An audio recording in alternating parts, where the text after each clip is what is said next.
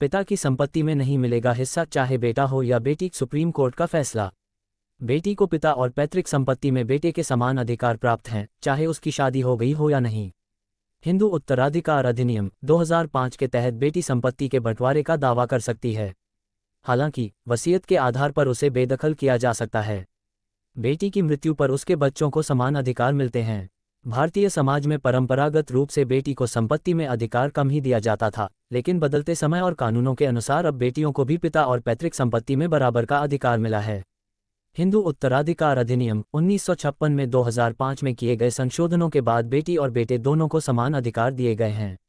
इस लेख में हम जानेंगे कि बेटी का संपत्ति पर क्या अधिकार है और किन परिस्थितियों में वह अधिकार से वंचित हो सकती है।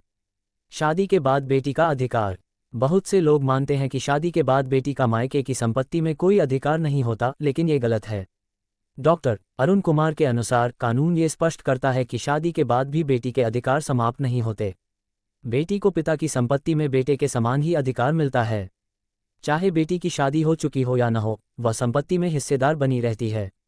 बेदखली का मामला। हिंदू उत्तराधिकार अधिनियम 2005 के अनुसार यदि वसीयत नहीं की गई है तो बेटी को बेटे के समान अधिकार मिलता है। लेकिन अगर वसीयत मौजूद है तो माता पिता अपनी इच्छा से किसी को भी संपत्ति दे सकते हैं। इस स्थिति में माता पिता यदि चाहें तो बेटियों को वसीयत से बाहर भी रख सकते हैं। वसीयत के आधार पर ही संपत्ति का वितरण होता है। पैतृक और स्वअर्जित संपत्ति में अधिकार।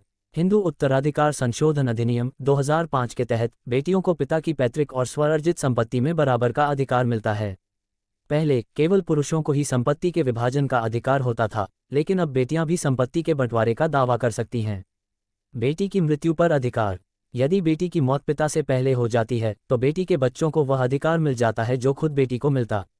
ये नियम जेंडर निरपेक्ष है और बेटा या बेटी दोनों पर लागू होता है। बिना वसीयत के पिता की मौत। यदि पिता बिना वसीयत के गुजर जाते हैं तो संपत्ति का पहला हकदार उनकी पत्नी होती है। पत्नी अब विधवा हो चुकी होती है और संपत्ति का अधिकार उसी के पास होता है। वह तय करती है कि संपत्ति में किसे क्या हिस्सा मिलेगा।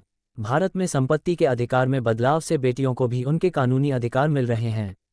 शादी के बाद भी बेटियों को पिता की संपत्ति में बराबरी का अधिकार है, लेकिन वसीयत की स्थिति में यह अधिकार सीमित हो सकता है। इस कानून के तहत बेटियां और उनके बच्चे दोनों संपत्ति के हकदार होते हैं। प्रीमा फर्माकेन 108।